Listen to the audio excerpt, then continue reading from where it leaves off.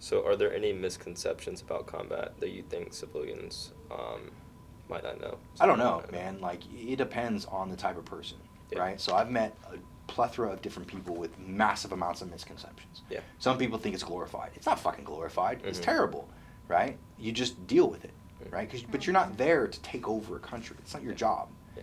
You're not there to. You're not a fascist entity. You know what I mean?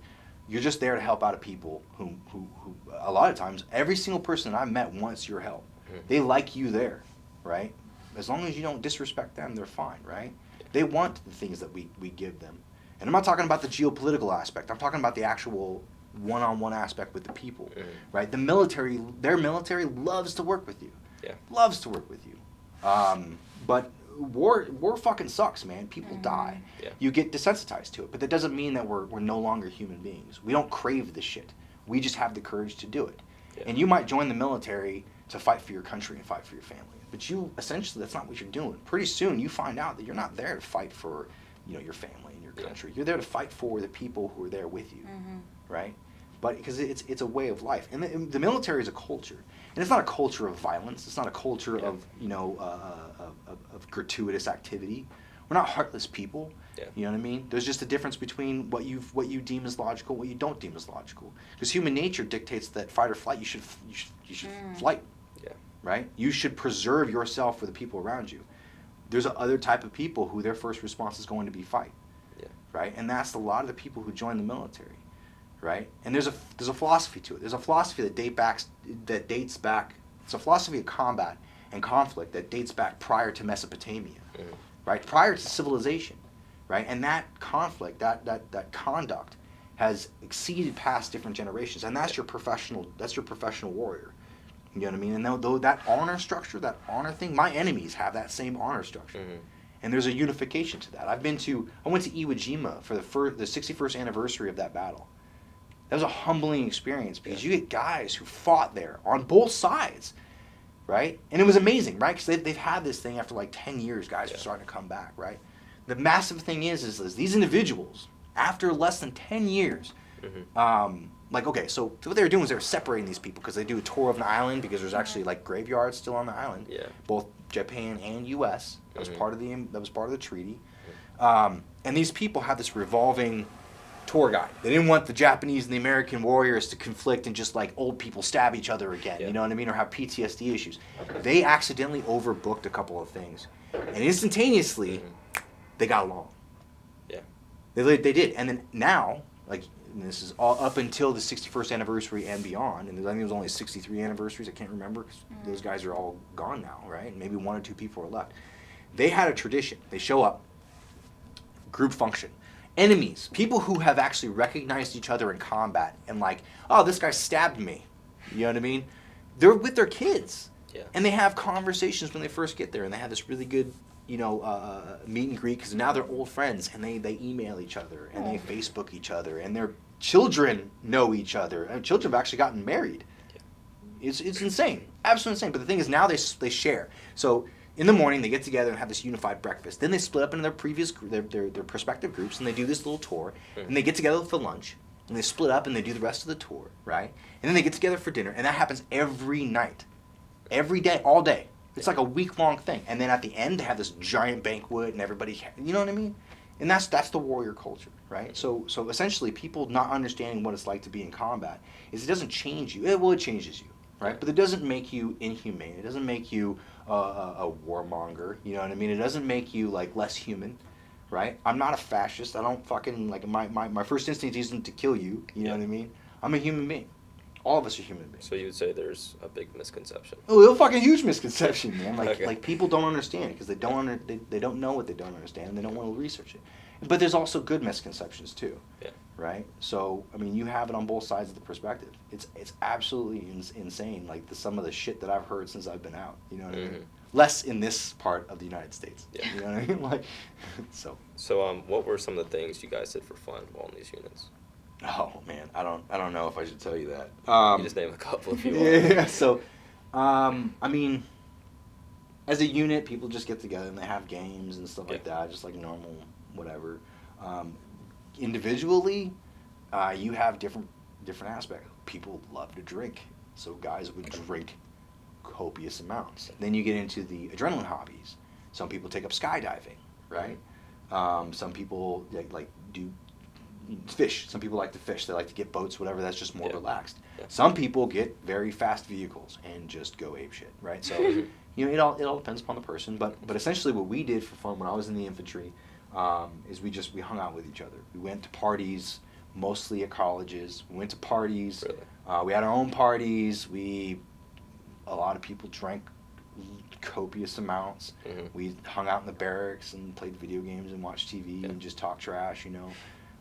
When I was in EOD, when you're home, you're with each other. So people throw parties, you know, on their own. I mean, like, the parties were just intense because guys didn't think we'd live past this war. So they were spending all their money on parties for each other. So we'd go there and just have a good time, you know. Not everybody would drink, but it was the same, you know. So partying mostly. I guess that's the takeaway to this. So what was your highest rank achieved?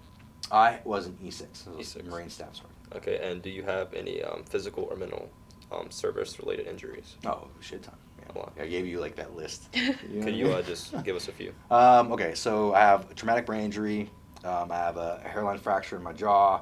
I'm missing teeth. Dislocated shoulder. I've had shoulder surgery. My elbows are a little whatever. I've had knee surgery. My ankles are broken. My feet are broken. I've had an inguinal hernia. A bunch of shit, man. A lot. To be honest with you. So is there anything that we've left out of your Marine service that you'd like to tell us about? Is that all the question?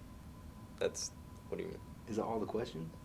Yeah, for this one, yeah. Oh, okay. I'm sorry. I was just trying to like, I didn't want to occupy us. I was late, so. I mean, there's a lot of stuff, man. Like I did 13 years. Yeah. I did 13 years, and there's a lot of small little things that I would love to tell you or whatever, but I don't think we can sit here for weeks. Definitely. And just straight talk about you know my experiences and your guys' experiences and stuff like that.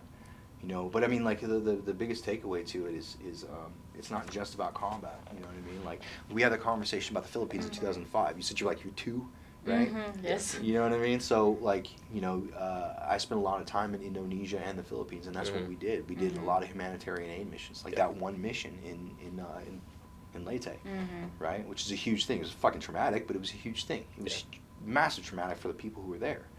You know what I mean? But it was a rewarding experience because I got to meet really great service members, a really good population. We got to help people, which is a huge thing because like you're training to go to combat the entire time, and then you go on this other deployment type, and they're just like, oh hey, by the way, we're also here to help people, and you're like, oh, what am I doing? You know, and then you show up and you're doing a lot of really good things. It was in Africa when I was an EOD technician. We were helping out refugees with the African Union. We were protecting them from people trying to hurt them because of a cultural tribal conflicts. Yeah. You know what I mean? Like I've helped people build wells.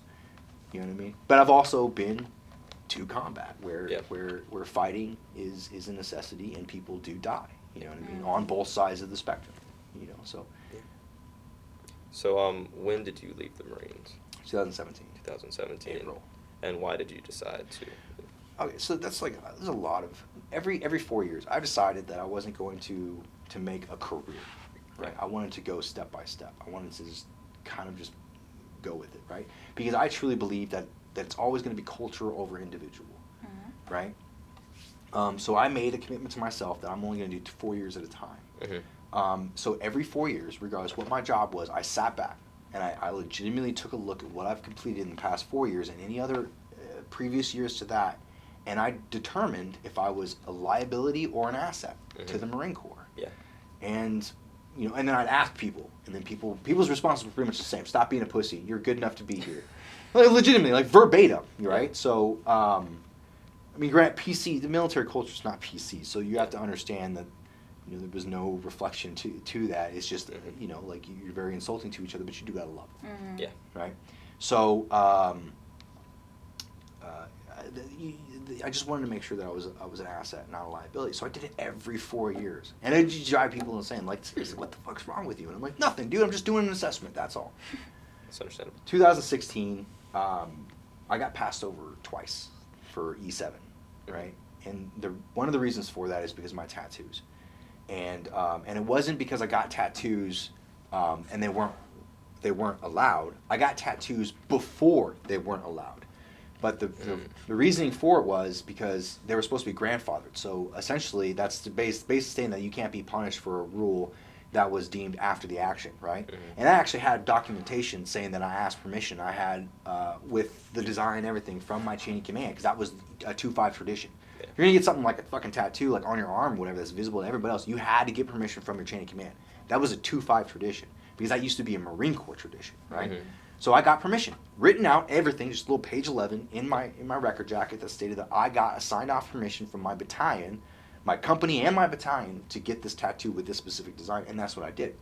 And then years later, I'm an amazing Marine, and then they changed the rules, and then some people in the military didn't like the tattoo image, right? And there's a reason for that, and I'm not like, getting mad about it. Mm-hmm. But they didn't like the tattoo image. So I got passed over for no reason. So I was writing letters, and people were getting pissed. I had generals, 4-star and 3-star generals, who were hearing about this because I knew them, and they were getting mad. They were like, what the fuck? And then the board was like, well, it's too late. We'll put a letter in there for next year. But after getting passed over twice for the same fucking thing, I was just like, because they didn't say tattoos. They're just not competitive. And I'm like, you look at my master brief sheet and look at the guy you just promoted's master brief sheet, and we'll see who the fuck gets E7 or not, right? I had this one guy who I didn't respect very much, got promoted. Mm-hmm. And if you look at the comparative of master brief sheets, it definitely didn't seem legitimate. The only thing that was different, because I'm up here and he's down here in the Marine Corps eyes of perspective. And I'm not talking shit. He was an amazing Marine. It's just, that was like the icing on the cake for that one specific incident. So it was just kind of like that. So we found out after complaining that certain members of the board disqualified me because of my tattoos, regardless of it. And that wasn't a Marine Corps. It was a Marine Corps thing, but it wasn't a Marine Corps thing. It was people's personal opinions on these boards that disqualified me and a whole list of individuals. So then I took that and I sat down because I was about ready to re-enlist. I took that and I sat down and I was like, okay, I've got all these injuries. I'm getting older. It's harder to be the physical fit. Yeah. I used to be, at the age of 30, 35 years old, I was outperforming physically kids who were 17, 18 years old.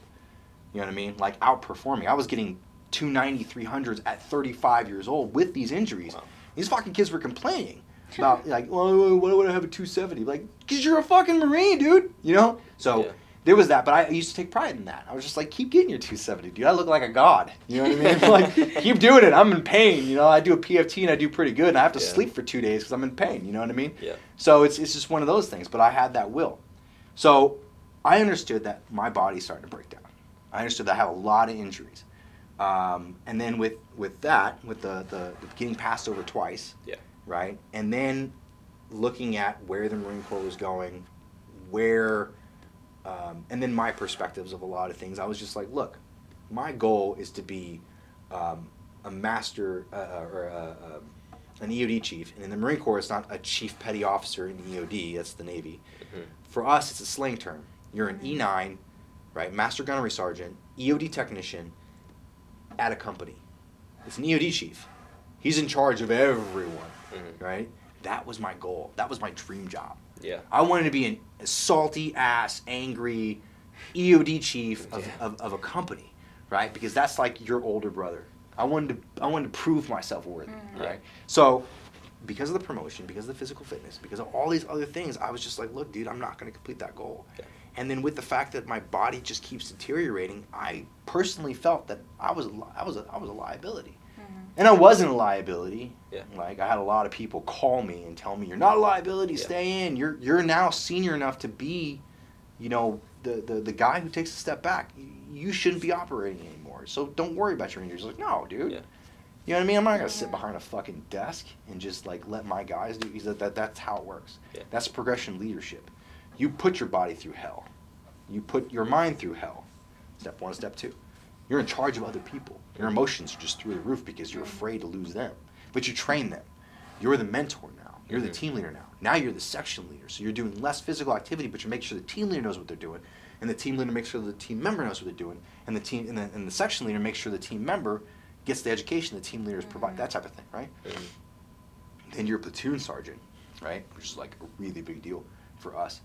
And you're a platoon sergeant. Less physical activity, right? It's that mentorship. You take a step. That's how leadership works. It's the burden of leadership. You don't get to do the fun shit anymore. Now you got to be there for everybody else. And that was the progression. And I knew that I would have to come up with that someday. Yeah. Someday I knew and I was ready for it. I really was. But at the same point in time, you have to be ready to be able to do all of this stuff too. Yeah. Right? And for the fact that with some of the personal issues that was going on with the tattoo policies and some of the other policies that were starting to come out, I felt that I was behind in my progression. So I would never make it to E9. Yeah. So it's like, I'm fucking 35 years old. I've got a lot of injuries. I need to move on with my life. So I'm going to go to school. And it was just this whole next chapter. You know what I mean? So there's a lot of small issues, but it was all thought out. Yeah. You know. So did you think that your transition back into civilian life was difficult for you? Yeah. Very. I'm still dealing with it. So I'm in therapy to help with it. You know what I mean? And it's not because I'm crazy. It's just it's a different culture, man. Like you get lonely. Like I don't know. Like I don't know how you guys identify yourself. You know what I mean? Like your self-identification, which is actually psychologically an actual legitimate thing. Yeah. I didn't know that until I got out. Right? And people were hounding this. You're in this community and everything else, because I was not about this whole separate identity thing. I was always viewed that if you're an American, you're an American, right? Yeah. And that should be our identity. But the problem with it is our country does not have a unified culture. We don't, right? Everybody has an individualized culture, and I understand that now, right? But my individualized culture was this. That's how I identified myself. I'm a Marine, right? Yeah. And you can see the small things. So imagine yourself growing up in a household that was your traditions, right? That was your identity. That was everything that you believed, regardless if it was religious-based, family traditions-based, right? Cultural-based, whatever. Yeah.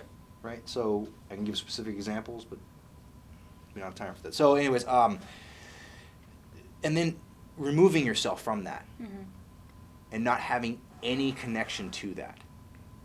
So not having an identity at all. Like you still have that identity and you're still welcome, but you're not part of that community anymore. Yeah. That is like a real thing. Like I did not even get that. Like I talked to guys who got out and they're like, bro, I take antidepressants, and I'm like, you're like the happiest guy I've ever. You know what I mean? Like I've known you for over a decade and you're always in a good mood. He's like, no, man, when you get out, you're not gonna believe it. And then I was like, well, I was in a specialized MOS and we kind of had a lot more freedoms, so I think I could deal with it. And then my buddies were like, just give it some time, man. And then I did, and I was like, dude, I fucking hate this place. Like, I don't hate it, right? It's just there's so different, right? You guys have, civilians have too many personal problems, man. Like it's that comfort level. If you don't have the comforts, then you lose your goddamn minds. And it's not you guys individually. I just mean like, look at how many people rely on their cell phones. Have you ever gone 2 days without a cell phone? Nope.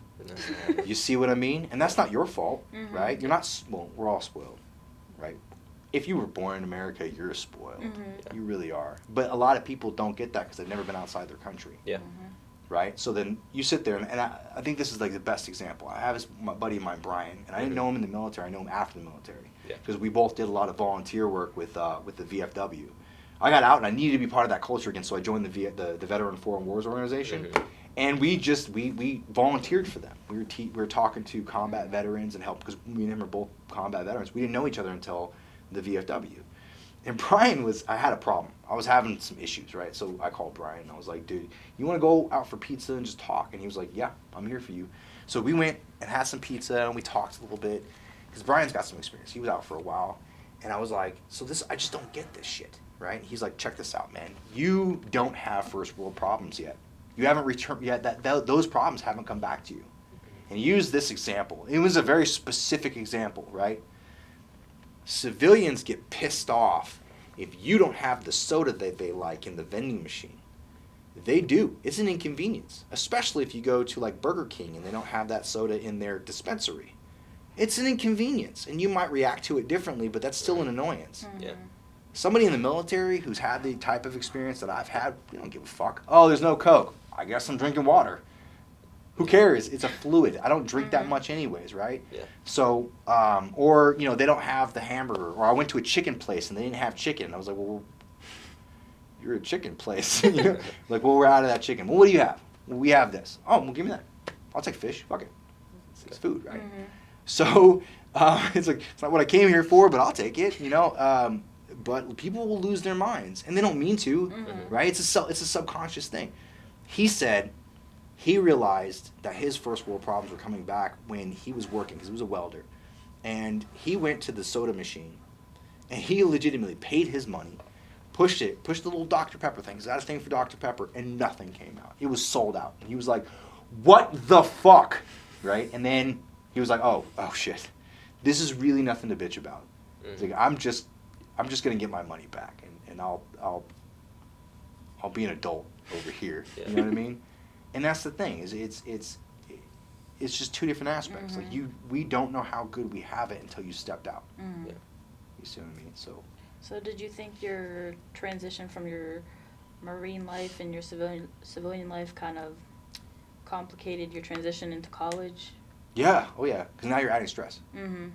Right? It's not stress of work, because work's easy.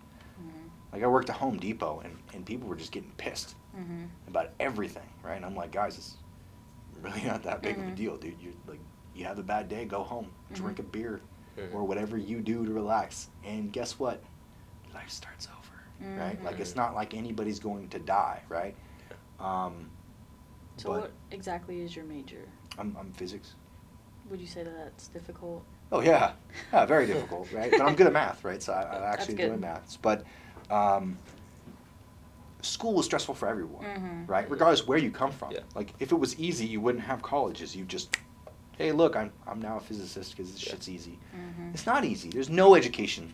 Political science is not fucking easy. It's complicated. Oh, yeah. It's extremely complicated. You know what I mean? Yeah. And I forgot what you were doing. Biology. That's insanely complicated. Yeah. Like, that's probably one of the most complicated things I've ever seen, right? So it's just, all these things are complicated. You know what I mean? So there's going to be an inherent level of stress, regardless what community you came from, right? So you know, just because I've had a different perspective in the past, 13, 15, however many years, going into college, you're just like everybody else, dude. Like, there's no difference, right? Regardless what your experiences are, you can grow up in a third world country and you just appreciate the fact that people can drive, right? Yeah. And there's healthcare and everything else, but you go to school, it's still fucking stressful. It's stressful for everyone across the board. So essentially, yeah, like, now you add stress to the loneliness, you start getting depression, you start, like, reacting poorly, right? Like, your irritability and everything else, and you're just like, why am I getting so upset? You know what I mean? Because nobody likes to feel stupid. College makes you feel stupid.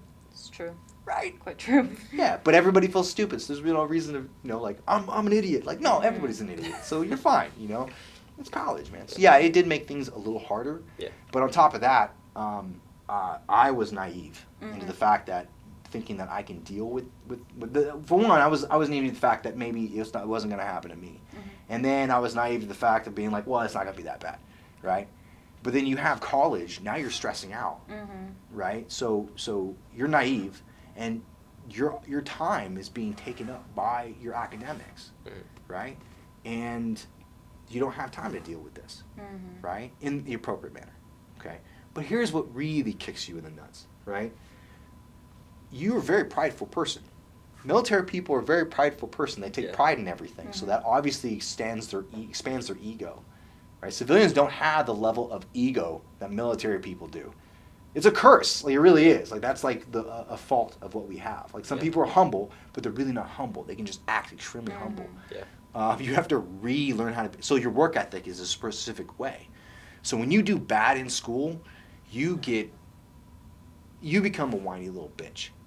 You really do. Like, you can see, like, a 17-year-old kid, like, this place sucks, right?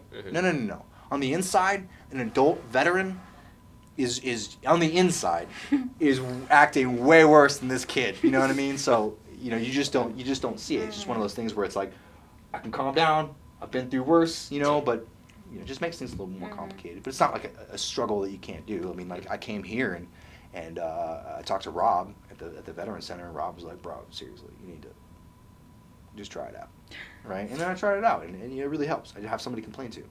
That's the biggest thing, is I have somebody to complain to, right? So that helps a lot actually. So. That's awesome. So would you say that the learning process in the military is a little bit different than college now? Oh yeah. Like the learning process in the military is completely different. It's all applied. Mm-hmm. It's nowhere near as theoretical as college is. Yeah. So you can see the results, and it might not be instant gratification. Mm-hmm. You don't get a lot of instant gratification, but there is instant gratification, right? You Mm-hmm. shoot a rifle, it hits the target. You're either pissed because you missed where you wanted to shoot, or you're ecstatic because you got where you wanted to shoot, right? Yeah. Or you do a good job, and somebody pats you on the back and say, "Good job." Here, it's like, well, you did okay, but you can always do better, or. Yeah. There's not that applied aspect. You have to understand theory. Mm-hmm. Or things that are actual real, but you just can't see them, so they're still theoretical. Yeah. It's a different world, and it's like, fuck my life, and so it's a different level. So yeah, Mhm. of course it is. It's way different. It's way different. So do you have any plans after you graduate college? Oh yeah, I'm gonna find a job. That's like the next evolutionary step, right? So reflecting on your time in the military, what was the one most your favorite thing about the Marines? Oh, camaraderie, man. Camaraderie. Yeah, well, the experience is great, and I got Yeah. to see a lot. I got to meet a lot of really cool people. I've been to so many countries. I got to absorb, or not absorb, but I got to just look and watch, observe people's cultures. Mhm. You know what I mean? And I thought that was the coolest thing in the world, because everywhere you go is different, Mhm. right? And that's kind of like what makes me appreciate being born in the United States, is because we have so many different cultures. And I'm not talking about ethnic cultures. I'm talking about like the South. Mhm. You know what I mean? The Bible Belt is culturally way different than like the Northeast. You know what I mean? The Midwest, the Northwest. You know what I mean? Mhm. The Southwest. Like, all these different areas Yeah, I are completely so different. understand. Yeah, right. Yeah. I grew up in the North, and coming down to the South was a pretty big change. Right. It's insane, right? Mhm. Absolutely. It was a big culture shock for me. Yeah, you know what I mean, and that's what makes me appreciate like where I came from, in the United States, and it just, it's kind of like one of those things where it's like if you have a specific culture, like let's say you grow up in Japan, Mhm. right? They have a national identity, they have a national tradition, they have a national history. Yeah. They go to a different culture, they go to a different country, and it's like fuck my life. And then like especially in the United States, they go to the South, then go to another spot, and they're like I have to relearn all this shit all over again. We're blessed in America because we do have so many different things. So you go to a different country, you're like, you know what, man, that's cool. So, and then being in the military, where you're meshed in with all these people with different cultures and different perspectives and traditions and values and everything else. So, Yeah. I think I was pretty blessed on that aspect. But, I mean, I'm sorry, what was the question again? Oh, it was what was your favorite thing about the Marines? Oh yeah, so I got to get exposed to all these different things. But I think primarily for me, it was just the fact that I had a purpose in life, right? Mhm. But I had people to live for. That was the biggest thing. So you Right. definitely say it was a positive experience. Oh fuck yeah, man! I would go back and do it again. You know what I mean? Yeah. Like I really would. Yeah. So, it was the best 13 years of my life. Yeah. So, all right, just another quick question. What do you think about U.S. involvement in Syria, Iraq, and Afghanistan currently? we've been there too long. Okay, look, that's a longer question. Do we have another session, or is this like it for you guys? This is the last question. Yeah. No. I mean like sessions. You got more questions? Is this the only Yeah, aspect? it's still, yeah. Really? Mm-hmm. Okay. Look, that's it. Okay, so this is a complicated question. Yeah. All right. This war has been going on for 20 years. Mhm. Okay. What made our military great was because we had an entry and exit strategy. In Vietnam, Mhm. politicians had too much involvement. Mm-hmm. Yeah. We no longer had an exit strategy. So we were there too long. Mhm. We allowed idiots to run the show. We decided to have a war of attrition with no clear end, no clear goals, no clear objectives, because people wanted to get involved because they saw how politicians with absolutely zero experience wanted to get involved because that is a huge, huge career boost. Yeah. I was involved in this. Look at the Founding Fathers, right?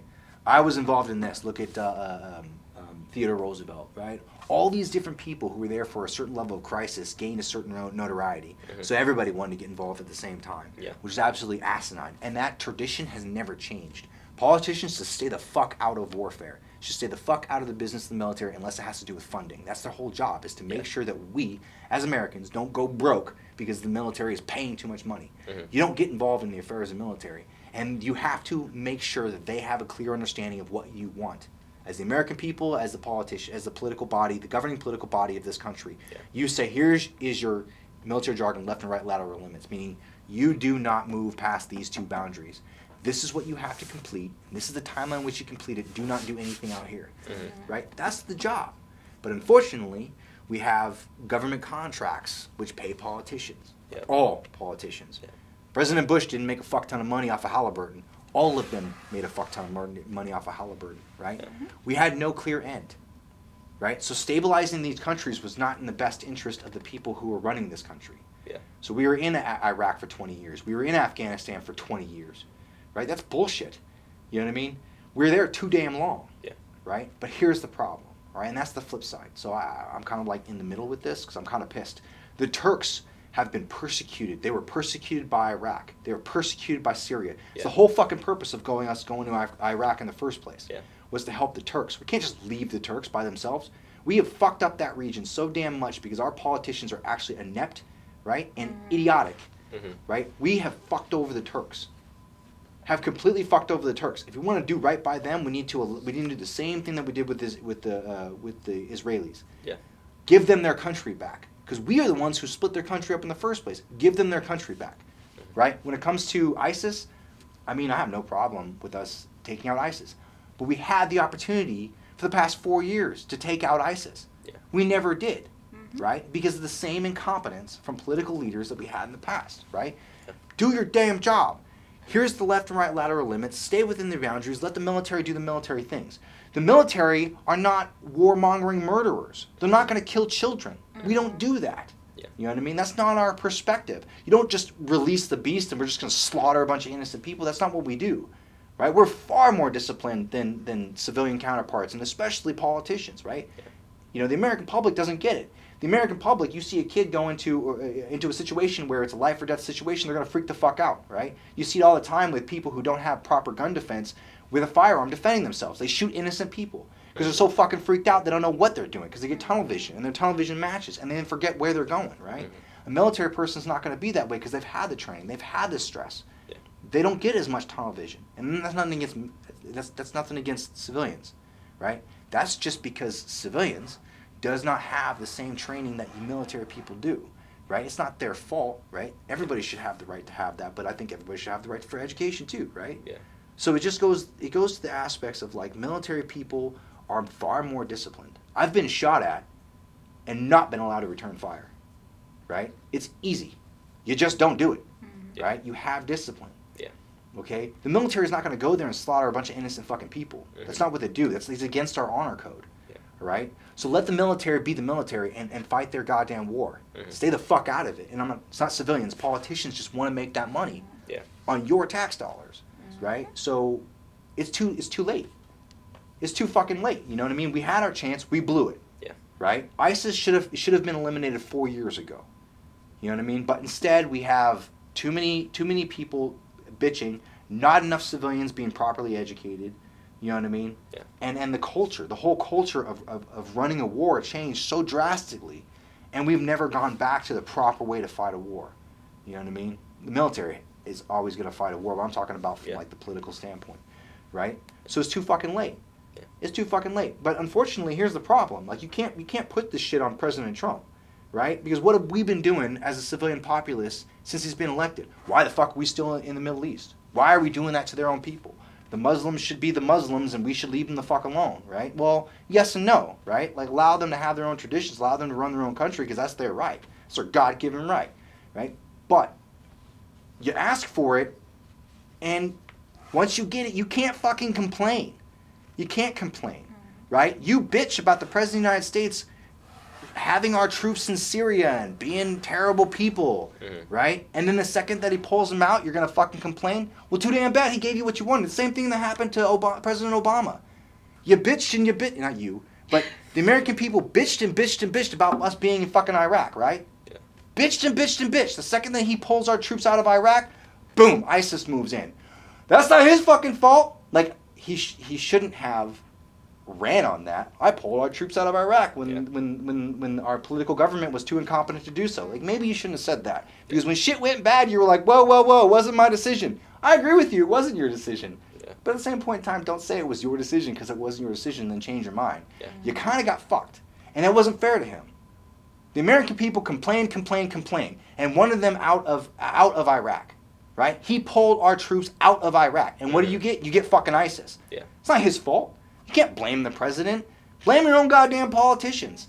You know what I mean? You can't have an opinion. You can't be both ways. You either fuck our people over or you don't fuck our people over, right? You either spend U.S. troops' lives and U.S. Tax dollars on fighting a war because you don't have the balls or the education because your politicians fucking lie to you, right? And they're inept in their opportunity in their job because they have no idea what this conflict actually needs because they absolutely flat out refuse to look at history. Look at Roman history. Look at the Ottoman Empire. You can learn a lot from those two examples, right? Stay the fuck out of business, right? Stay in your lane, you know? Provide the regulations in which you are hired for. Do not get involved. It's not your job, right? And this is what you get. Our allies, Turks, who have been persecuted for fucking way too long. I fought alongside those guys. You know what I mean? They're good people. And they got fucked over by the Syrians, by the Iranians, by the Iraqis. They were being gassed by all three of those fucking countries in the early 2000s before we went in there. Right? Gassed. Killed. Slaughtered. Death troops moving into their countries, slaughtering whole fucking villages. Yeah. We needed to help them. And what do? We leave them be. Right? Because the American people are not being informed properly. That's fucked up. Like, I do not like to see the Turkish people get fucked over like this. But at the same point in time, you can't blame President Trump. You know what I mean? You can't. Because, unfortunately, I don't know what his dilemma is, but this is the same reason why General Mattis left. Right? General Mattis doesn't want to be at war either. Secretary Mattis doesn't want to be at war either, but we can't leave our allies by themselves. Yeah. Right? But what do? You get a guy who's trying to teach a lesson to his political opponents the wrong fucking way. The wrong fucking way. You don't give them what they want, right? You say, well, fuck them. You know what I mean? It's all your fault. This shit's fucked up. Okay, well, I'm just going to do what you want. And then all of a sudden, whoa, why are you doing that? Right? Well, you asked him to, right? He's not a great president, but we haven't had a great president for fucking decades, man. You know? But it's the fact is you can't bitch about us being in Syria and Iraq and Levant, Mesopotamia, whatever the fuck you want to call it. Yeah. Like, you can't bitch about us being there, and the second that we pull out, then you bitch about him leaving our allies behind. Because that's what you fucking wanted, right? I don't like to see the Turks in this dilemma. They don't deserve to be in that dilemma. They are the whole reason why all of that shit, that whole region became stabilized is because of the Turks. Yeah. Right? And now we're going to leave them to their own fucking devices. I'm sorry. It's just a passion. I hate that shit. Right? But I understand it. But as Americans, we are uneducated. Yeah. We are the problem. Not our president, right? I mean, unfortunately, by proxy, not our politicians, right? Because Republicans won't hold Republicans accountable. Democrats won't hold Democrats accountable. If somebody just went in there and held their own personal politicians accountable, we wouldn't have this problem. That war would have ended fucking 10, 15 years ago, right? Not that big of a problem. We would have moved on to other things. ISIS never would have happened. You know what I mean? Afghanistan would be a parliamentary republic by now. You know what I mean? It would have been easy. It would have been a simple situation. None of this shit would have happened, and the Turks wouldn't be getting slaughtered right now. They don't fucking deserve that shit. So, whatever. So, is there anything else that we've missed that you'd like to talk about? Oh, dude, we're out of time, man. I know, I wish we had a lot longer. Yeah, well, I mean, like, I don't know, like, if you guys got, like, permission or whatever, but I have no problem coming back and, you know, like, doing this again. But I have to go to math class in, like, 4 minutes. Well, yeah, I don't want you to be late. You know what I mean? We Like, thank you for your time, James. No, Thank you're you for good. your service. And again, no, I would like to do this again. Like, whatever you guys want to do. You know what I mean? Because like I said, I'm along